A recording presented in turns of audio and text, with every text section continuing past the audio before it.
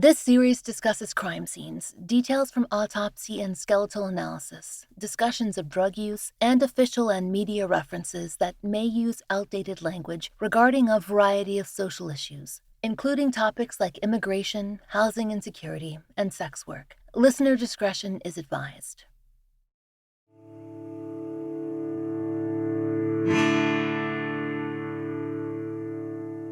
This is the Fall Line.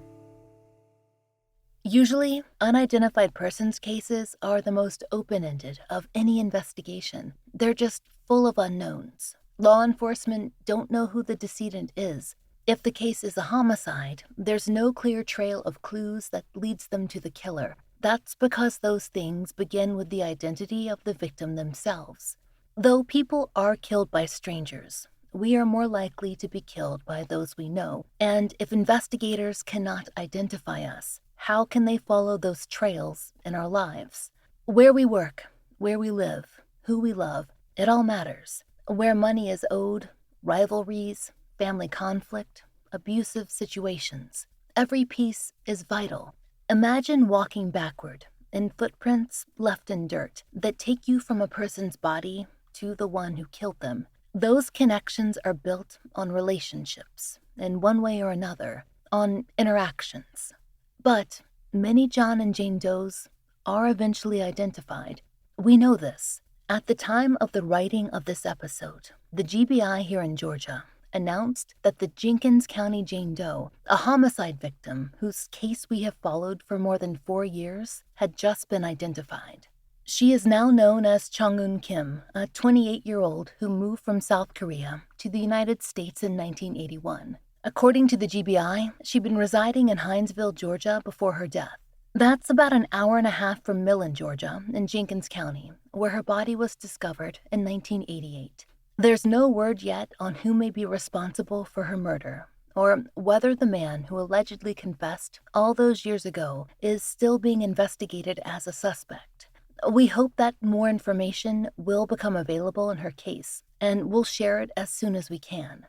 When information comes in Doe cases, it tends to be more like Chung-eun Kim's or like Susan Lunn's. She's the woman formerly known as Ina Jane Doe, whose case I covered in my book. A person has been identified, but a homicide case is still open, often with no immediate leads. Yet, having that identity, knowing who a person is, it's the vital first step to create that chain that we just spoke about, that links each step in the investigation together. But once in a while, things are turned upside down in the investigation. And by that, we mean that a killer is identified, sometimes even arrested and prosecuted and convicted, without their victim ever being identified. There are actually more examples of this than you might realize. Perhaps the best known example of unidentified victims of a known killer are the young John Does associated with John Wayne Gacy. Authorities have been working to identify the teenagers and young adults that were discovered on Gacy's property for years. According to A&E, when Gacy was arrested in 1978, quote, the remains of 29 victims were found in Gacy's crawlspace and yard. By 2011, 8 of those victims were still unidentified. And as of the writing of this episode, the Cook County Sheriff's Office official page states that 5 victims are still awaiting identification. Per the Cook County Sheriff's Office, quote, DNA profiles suitable for comparison have now been obtained for all 5 unidentified victims. And the Sheriff's Office specifically makes mention of the advanced techniques that they're now employing. Why has it taken so long to identify these victims? As Cook County points out, quote, after Gacy was arrested in December 1978, it was learned that some of his identified victims had never been reported missing by their families. Some families were estranged from their relative who was killed by Gacy and were unaware that the relative was missing. Also, missing persons reports from distant jurisdictions may not have found their way to investigators in Cook County, Illinois, end quote.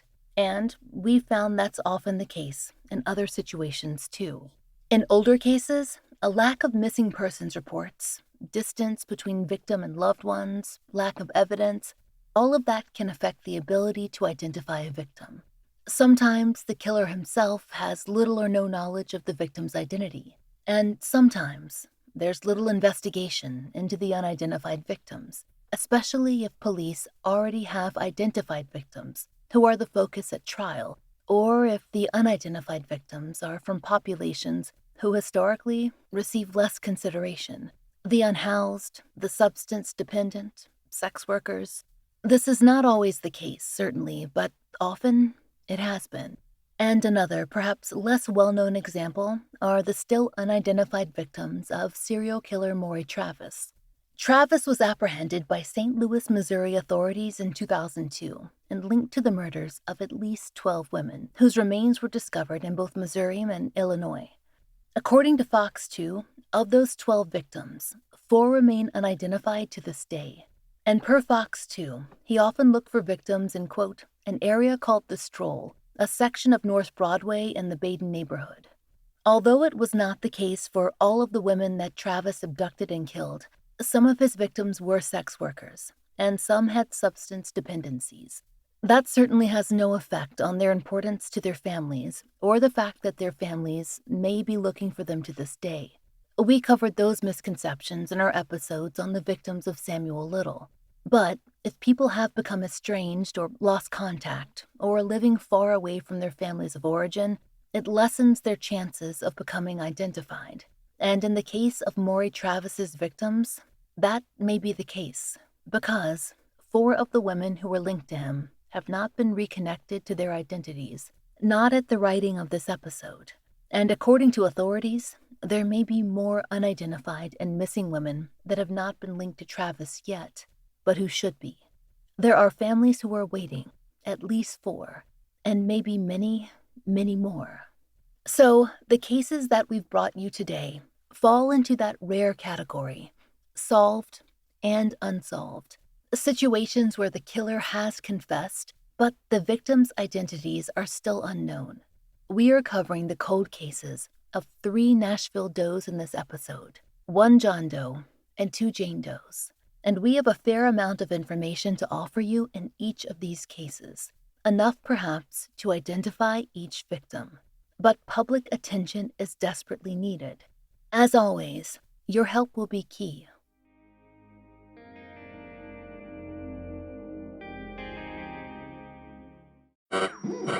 We interrupt this program to bring you an important Wayfair message. Wayfair's got style tips for every home. This is Styles McKenzie helping you make those rooms sing. Today's style tip. When it comes to making a statement, treat bold patterns like neutrals. Go wild, like an untamed animal print area rug under a rustic farmhouse table from Wayfair.com. Arr, fierce. This has been your Wayfair style tip to keep those interiors superior. Wayfair, every style, every home.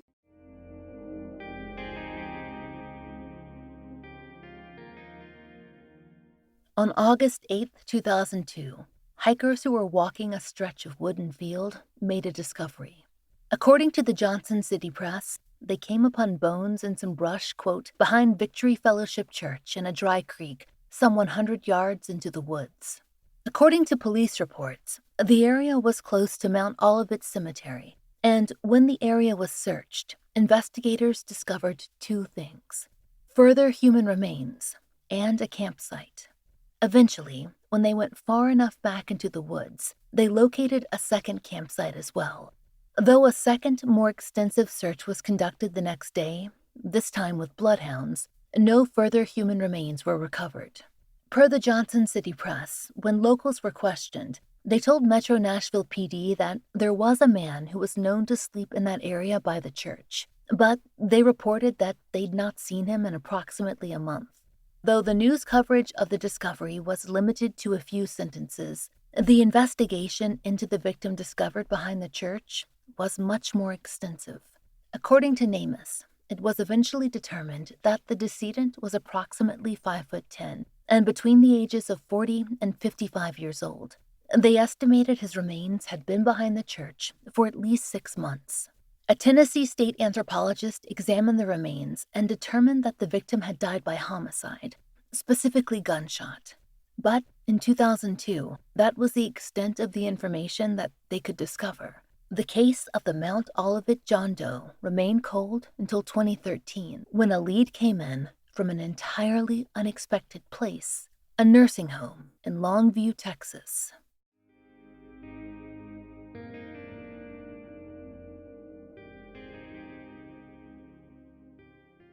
According to Metro Nashville police files, in January of 2013, the police department in Gilmer, Texas, made contact with Nashville authorities. Apparently, a local nursing home in Longview, which is about 30 miles from Gilmer in East Texas, had contacted the local police. A resident had been talking, a lot, to staff. The staff of the nursing home were concerned because this elderly resident, who was named Dan Gilmore, was insistent on confessing to a murder. According to the staff, Gilmore had grown increasingly guilty. In fact, he was depressed from the guilt, and he wanted the truth of his crime known. Once he told the story to staff, they contacted investigators who interviewed him in the nursing home. He told them that he'd been living in Tennessee back in 2002, and that while he was living there, he'd killed a man that he knew as Big Red. Gilmore was not sure of the man's real name. It was maybe Danny, but he couldn't be certain. We know that's a little confusing, with both the suspect and the victim known as Dan or Danny. While Texas authorities interviewed Gilmore, Metro Nashville PD tried to gather more information on his movements in Tennessee in hopes of matching up a possible case to his information. They were able to speak with a local who'd known Dan Gilmore, and that resident told them that Gilmore had been camping in the area around Mount Olivet Cemetery around 2002. He described Gilmore as someone, quote, with a quick temper and as a loner who carried a .22 revolver that he kept in his front left pocket. As Metro Nashville reviewed their open homicide files, they came upon the case of the Mount Olivet John Doe. Then, when investigators called the medical examiner's office to ask for their reports and the anthropology results, there was even more information, a notation of a possible identity. The full file included a fax form from a detective with information regarding a possible name, Danny Peters. The 2013 investigator had found a Danny Peters in their system, a white male born in 1961 who'd been arrested in 1984. With this information in hand, the new Nashville investigator contacted his counterpart in Gilmer, who sat down with Dan Gilmore for another interview. She actually arranged a series of photos for Gilmore, with Danny Peters' booking photo included, in hopes that he could pick it out of the lineup. But the elderly man could not pick out a particular individual from the photos. He did, however, provide the investigator with more information. He drew her a map of the Mount Olivet campsite area as it had been in 2002 and told her that, if he remembered correctly, that Dan from Tennessee had, quote, been born in Germany. By February of 2013, Nashville investigators had arranged to travel to East Texas to conduct their own interviews. They met with Dan Gilmore at the nursing home, where he agreed to be recorded, and indicated that he understood he was speaking with police in regard to a homicide investigation. He told them that he'd moved to Nashville in about 1982.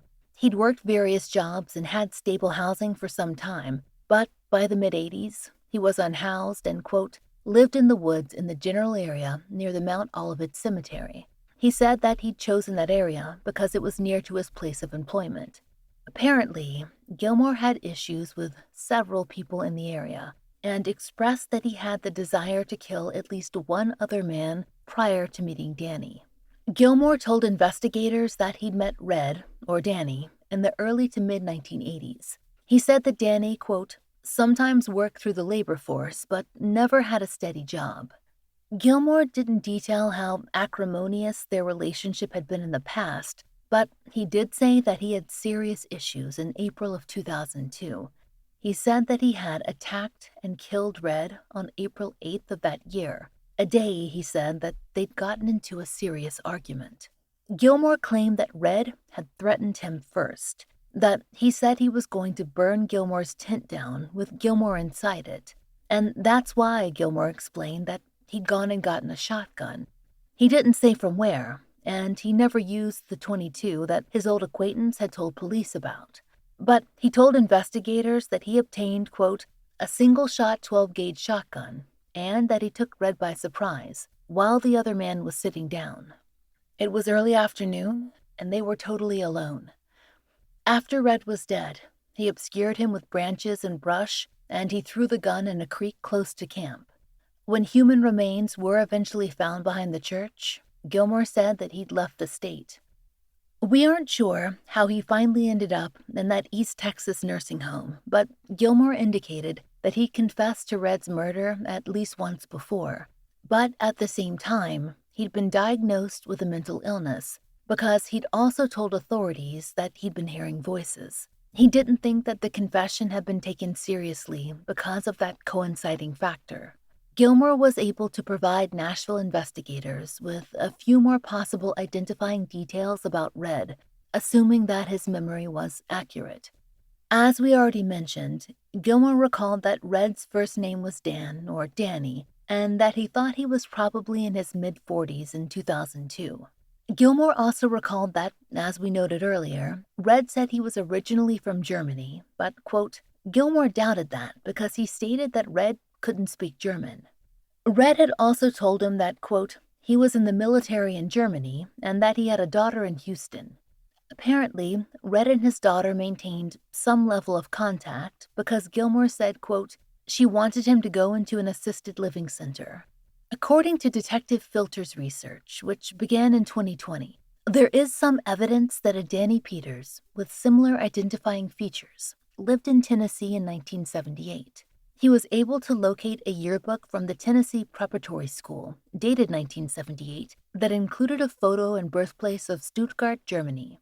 He also, quote, may have had family in the Army since he had a Kentucky Social Security number and was born in Stuttgart, where there is an Army base. But unfortunately, those records weren't immediately available for review, so requests had to be placed, as well as requests as to whether the Tennessee Preparatory School had maintained any detailed student files dating back to the 1970s. It turned out that soldiers' information was available, but that Detective Filter would need a full name of the service member, not the relative of the service member, in order to locate such a file. So that was a roadblock. And the school records, they were not available either. When we sat down with Detective Filter to discuss this case, we started with a few questions that we thought listeners might have, first and foremost about Dan Gilmore, who confessed to the crime. We've been given permission to use his name because it might ring a bell with someone who could provide further information. And we understand that listeners may have questions regarding his status, because he did continue to remain in Texas, in nursing facilities, after his confession. Can you talk to us about special decisions that are made regarding things like extradition, etc., when you have confessions that come in from someone who is elderly or very sick and living out of state and or is already in some state of incarceration? How do you weigh your interest in information versus pursuing legal charges? And how did that apply in this case? In this particular case, the suspect, Dan Gilmore, was sick and wasn't believed to be around much longer. The district attorney is the one who makes the call on whether or not to prosecute a case based on the unique circumstances. The district attorney is also the one that has to approve the extradition. In this case, since the victim was unknown and the family of the victim was unknown, and the suspect was nearing death and in a facility where he was not going to be able to harm anyone else, I believe the district attorney decided to wait regarding charging Dan Gilmore. You did quite a lot to try and track down background information on the man possibly known as Danny Peters. Can you talk to us about some of those measures and where you ran into dead ends? The original detective had uncovered some information about Danny Peters. I requested the help of NamUs to do analytical research for me. I attempted to get records through the U.S. Army since his father was allegedly in the Army. I was told that unless I had the name of the soldier, there was no way for them to find information on related family members. I also attempted to get the school records through the state archives. And I was informed the school records for the time period I was inquiring were destroyed during the 2010 flood here in Nashville. Metro Nashville PD has begun to work with Othram Labs to identify the Mount Olivet John Doe, but we need your help to try and confirm or rule out the possibility that he may be Danny Peters. Danny Peters would likely have been born in the early 1960s in Germany and possibly to a military family. He may have attended the Tennessee Preparatory School in Nashville and would have been in high school in 1978. His mid-1980s booking photo, which we have permission to share, is on our social media. He's a red-haired white male with blue eyes. His hair is curly, and he's listed as 6 feet tall and 170 pounds at the time of arrest. He was unhoused at the time of arrest, but he did have a vehicle. It was noted in the booking report that he was residing in his car at the time. The make and model are not listed. If you have any information about Danny Peters, or had relatives in Nashville who had a similar background, who'd been stationed in Germany and had spent time in Kentucky before coming to Tennessee, you may have information that could be helpful in this case. Please reach out to Metro Nashville PD at the number we provide at the end of the episode. You can also find it right now in our show notes.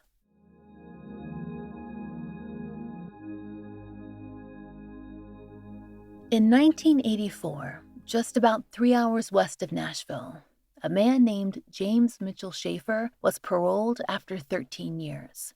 Per the commercial appeal, he'd been convicted of rape in Shelby County, Tennessee in 1971. Then, on July 24th, 1985, the Tennessean reported that a 47-year-old man named James Mitchell Schaefer, who then resided on Charlotte Avenue, had been charged with kidnapping. According to the paper, a woman named Lisa Anderson reported the incident. Schaefer had, quote, picked up Anderson on Dickinson Road under the pretense that he wanted to take nude photos of her. When they arrived at Schaefer's rental house on Charlotte Avenue, all seemed fine at first. But Schaefer waited until Lisa was distracted and then surprised her with a knife and overpowered her. Though Schaefer bound Lisa, she managed to break through the duct tape that he'd used, and she, quote, broke through a window in the house and went to the police. Per the Tennessean, Schaefer was, quote, charged with kidnapping. But when Lisa Anderson did not show up for her court date, the charges were dropped. And then, 2 years later, in Kentucky, the Democrat and leader reported that a man named James Mitchell Schaefer, a local, had been arrested for kidnapping and sexually assaulting an adolescent male. He'd kidnapped the boy near the local middle school at gunpoint. He was held on $100,000 bond and eventually convicted. According to the leader, he was sentenced to 20 years. Just 2 months later, back in Nashville, there was crime scene tape up around a rental house on Charlotte Avenue.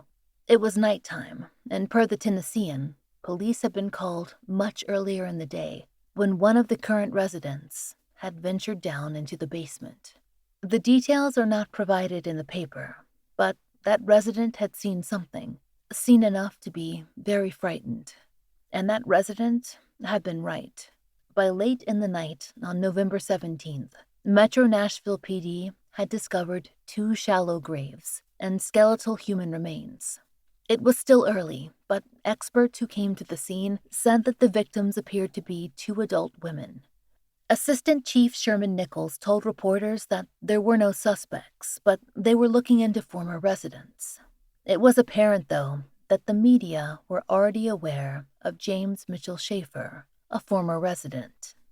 They definitely knew about his 1985 kidnapping charge because a reporter directly asked the assistant chief.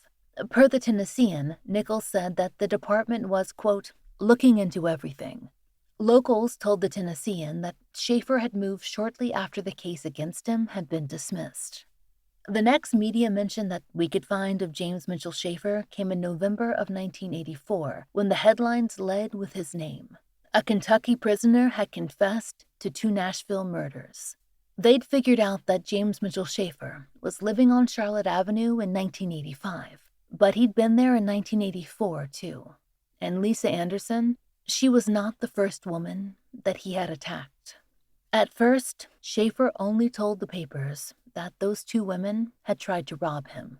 He didn't know who they were, but eventually, more accurate stories ran. He knew a little of who they were. He said that he'd always planned to kill them. The media also discovered why his surviving victim, Lisa Anderson, had not made an appearance in court. Lisa, and that was an alias she used, the Tennessean noted, had not missed her court date willingly. She'd been in jail on forgery charges when the case was dropped. So, she'd been literally unable to appear in court.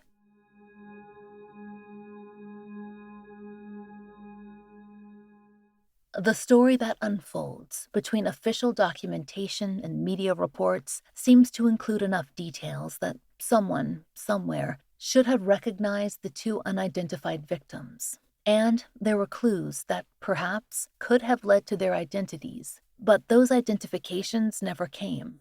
And somewhere, there are two families who've been missing their loved ones since the mid-1980s.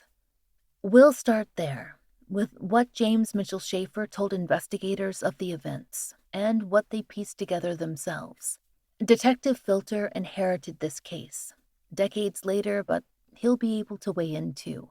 When Nashville detectives traveled to Kentucky to interview Schaefer, he told them about his background and then led into the events of 1984 and 1985. He said that he was born in Memphis in 1940 and was first incarcerated at 15 years old for 5 years. Then he was arrested again in 1963 and spent another 8 years in prison. The reports don't specify those charges, though we know that his next conviction, which came the same year he was released, was in 1971. As we told you, after serving 13 years of that sentence, he moved to Nashville in 1984, to the house on Charlotte Avenue. We wanted to know more about the Charlotte Avenue area and Charlotte Pike, as it was then, so we spoke with Detective Filter about the area. We also asked him about the two roads, Broadway and Jefferson, where Schaefer picked up his two victims. This house sat on Charlotte Pike, which is a part of US Highway 70 on the west side of Nashville. It was a 4-lane highway, the same as it is today. The area right around the house appeared to be mostly residential, single-family homes in 1987. Today, there are a few more businesses, and most of the single-family homes have been knocked down and replaced with apartments or condos. Broadway had several strip clubs, porn shops, peep shows, unlike now, where it is basically 4 blocks of nothing but honky-tonks. What is now known as the entertainment district in Nashville was actually part of the red light district back in the 1980s. The second victim was picked up on Jefferson Street, which is north of downtown. This area also had a lot of prostitution in the 1980s and 1990s.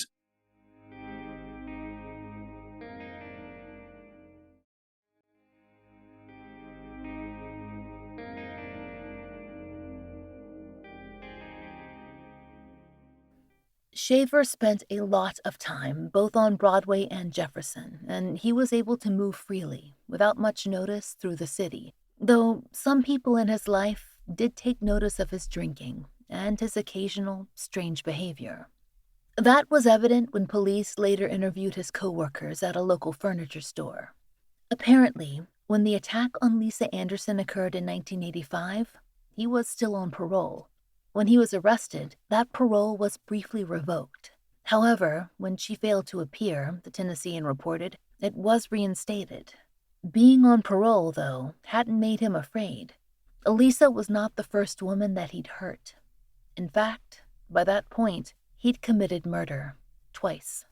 Before his attack on Lisa, the same year, in 1985, Schaefer had killed a woman, and it was not the first time. According to him, his first murder had taken place in 1984. He told police that he'd been planning on committing homicide for some time. He was specifically targeting sex workers who worked in the Broadway Street area of Nashville. He'd planned on Lisa as his third victim. Schaefer said that both of the women whose remains had been discovered in the basement were sex workers. He said he knew them as Sheila Cummings and as Little Bit. According to Schaefer, they were both Black women, and this bore out the analysis performed by the state's anthropologists. Schaefer said that he met Sheila on April 21st, 1984, and that she agreed to return with him to Charlotte Avenue. Schaefer also claimed that he caught Sheila, quote, stealing money from his wallet, something that he told the press, too, a number of times, and that then he attacked her, which led to her death. There's no proof of that stealing, though, except for his word. And that is the word of a man who said he'd planned to commit homicide long before Sheila ever entered his home. Schaefer did not provide a description of Sheila, but experts estimated that she was 25 to 35 years old at the time of her death. She was not found with her clothing when the basement graves were discovered. She may have worn a lady's gold Elgin watch and a ring set with an amber stone. Those items were found with her remains. Sheila was likely around 5'9" tall, and she had her fingernails painted red and yellow at the time of her death. Schaefer said that he'd met the woman he knew as Little Bit the next year, on or around July 4th of 1985. This time, he said, he was driving down Jefferson Street when he saw her and asked her to come to his house. Although he'd first claimed that she tried to rob him, he later told police that he attacked her in bed. She had no idea that she was in danger. Based on Schaefer's description and what was discovered at the scene, Little Bit was wearing a blue top and blue shorts. She may have worn a ring with a Grim Reaper embossed on it. One was found with her remains. According to the expert examination, Little Bit was probably around 5'6", and she likely had a broken nose during her lifetime, as well as a broken finger, probably on her left hand, but both would have healed well before her death. She was likely 25 to 35 years old, and Little Bit had fairly extensive dental work, including restorations and extractions, and a fairly recent extraction of tooth 14. That's her upper left molar. Little Bit also had an open-faced gold overlay on tooth 7. That's her upper right lateral incisor. Though Schaefer didn't know it, it seems likely that Sheila and Little Bit knew each other and were likely friends. According to police files, a Clarksville, Tennessee motel owner saw the news on TV and called Metro Nashville PD. She said that she recognized the details of the case, and she confirmed that she knew both women, who she also knew as Sheila and Little Bit. The motel owner said that they regularly stayed at the motel, along with a man named Allen, and that they worked in the Fort Campbell area as well as in Nashville. The motel owner thought that Little Bit's last name might be Johnson, and that, quote, she had a large gold tooth in the front. She said that they often stayed with a third woman named Lisa. There's no indication in the file as to whether that woman was Lisa Anderson. The motel owner said that she was pretty sure that the women were originally from Chattanooga, Tennessee. Records do show that Metro Nashville contacted the Clarksville police, where the motel was located, for more potential information on this tip. But we aren't sure what, if any, further leads they were able to provide. We also aren't sure what contact they had with Chattanooga authorities, if any. There was another avenue, though, to identifying Sheila.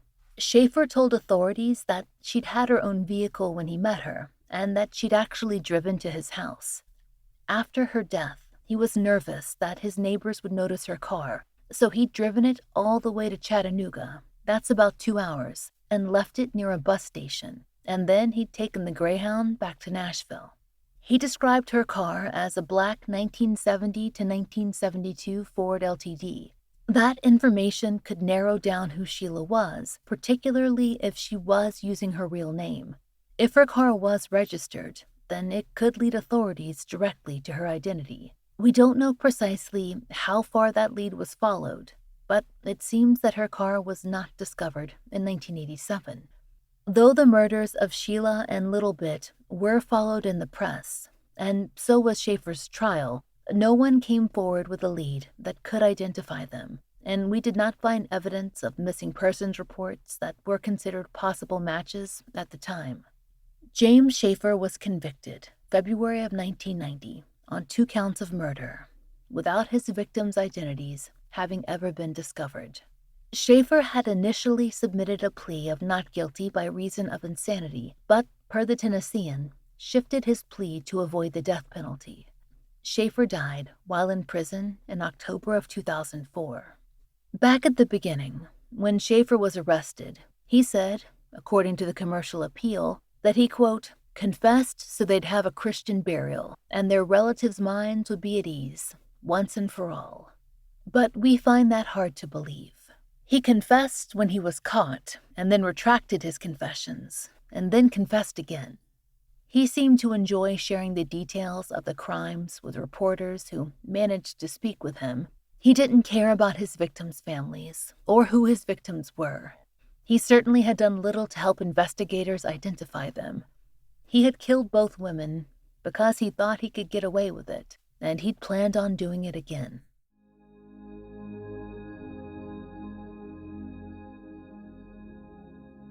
During his time in Nashville, James Mitchell Schaefer almost exclusively sought out the services of Black sex workers, both cis and trans women. This was according to one of his acquaintances from the furniture store where he worked as a night watchman.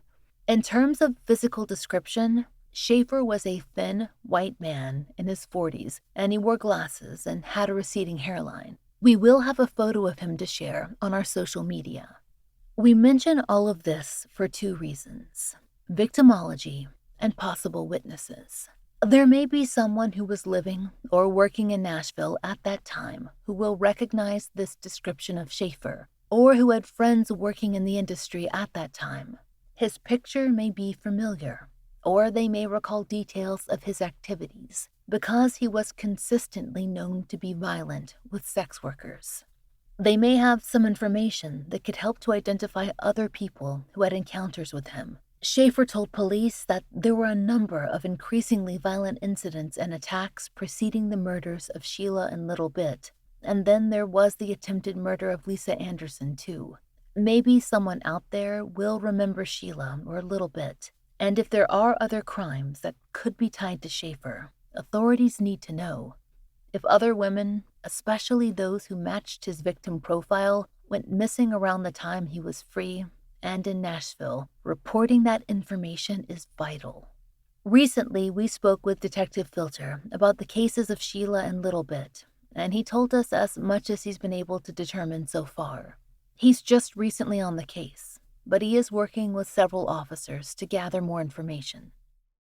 In the case of the Jane Does found in the basement, we're in an unusual position in that we not only have a convicted perpetrator, but that also he gave us details concerning the victims. Schaefer gives us a first and last name, possible, for the decedent that he called Sheila Cummings. And he mentions that she had a car, which he says he drove to Chattanooga and abandoned in 1987. In 1987, how would these leads have been followed up on, to your knowledge? The leads would have been followed up on much the same as they are today. The detectives would have gotten the vehicle information from the state if available and contacted Chattanooga police to help locate the car if it hadn't been discovered already. I would have also tried to get the bus information, which should have been obtainable. If you were investigating a similar case today, how would you go about trying to identify the victims? And what would you have liked to see in the file when you received it in terms of background information that could help you now? I would approach it in much the same fashion. I would have researched the history of the house and who had been living there in an attempt to connect the victim with the suspect. Unfortunately, in this case, the victims and suspect did not have a particular connection. The decedents were really just victims of opportunity. I wish there was more follow up work documented as far as interviewing other prostitutes and information on the one victim's vehicle. That could have likely been a big lead in identifying one of them. I can think of several things I would do today, but looking back at 1987, they didn't have the access to information we have now. That would have made things such as locating the car in Chattanooga a much more difficult task. In your opinion, what is our best chance of identifying these women today? What information in your mind do we need to communicate to the public? I believe our best chance for identifying these women is going to be through public information. There are people out there that knew these women and knew they disappeared. If they were afraid to come forward in the 1980s, that fear should be long gone by now. And if there is a family out there that had someone working in the sex trade in Nashville in the 1980s and they haven't heard from them since, those are the people we need to talk to. It's going to take information to connect the dots within the timeline to figure out who these women are. This is particularly vital because, at the present time, the two victims' remains are not available for analysis or for testing. There are current efforts underway to identify the location of their skeletal remains so that DNA testing can be completed. But if there is a missing person who may be a match for Sheila or for Little Bit, a comparison can still be done because their dental charts are on file and there are extensive notations regarding their injuries in life. Unfortunately, there is no forensic art, but with so much information, we hope that it will be enough to trigger a memory in someone. It's important to note that Sheila Cummings might not be Sheila's real name. It could be a fully invented alias, or her name could be something close to Sheila Cummings, or it might be a married last name. If her family had lost contact, they might not know her by it.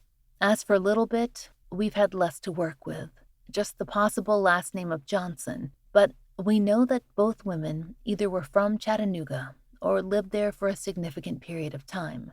They will likely have had friends or family from that area and who would have noted their absence in 1984 and 1985. It's a place to start. We have been looking through birth records, marriage records, school yearbooks, arrest logs, pretty much anything you can think of, searching for them. But nothing is more valuable than getting information in front of someone who is a relative or a friend. They will recognize things that we don't. We can search for years and never find the answer that they will see in an instant. That's why it's so vital that you share these episodes and the information we'll be posting on social media. And if you recognize anything about these stories, that you contact Metro Nashville PD. If you have any information concerning the homicide victims we have discussed, please reach out. The man known as Danny Peters, or Red, was likely born in Germany and may have had family in the armed services. He likely attended Tennessee Preparatory School and may have had a daughter living in Houston in the early 2000s. He was about 6 feet tall and had red hair and blue eyes. The woman known as Sheila Cummings would have been between 20 and 35 years old in 1984, most likely around 25, and about 5'9". She probably wore a ring with an amber stone and a gold watch, and lived in Chattanooga for some time. She drove a black 70 to 72 Ford LTD. Little Bit may have had the last name Johnson. She was between 25 and 35, around 5'6", and may have worn a Grim Reaper ring, and she had significant dental restoration. She had an open-faced gold cap that would have been visible when she smiled. She likely broke her nose and her finger during life, and likely lived in Chattanooga for some time. Please contact Detective Matthew Filter at Metro Nashville Police at 615-862-7803. You can also call Nashville Crime Stoppers at 615-74-CRIME or 7463. Callers can remain anonymous and may qualify for a cash reward. Next time on The Fall Line, we look at Doe cases in Nashville where the victims were discovered only moments or hours after death. Join us then to help us get these cases out and in front of the people who can help. If you know of a case that should be covered on The Fall Line, there's a link to our case submission form in the show notes. Thank you for listening. The Fall Line is an independently produced show, and we appreciate listener support. It allows us to do research, obtain FOIAs, pay our content advisors, and support and donate to the causes we care about. And if you try out the products we advertise, please use our sponsor codes. It really helps.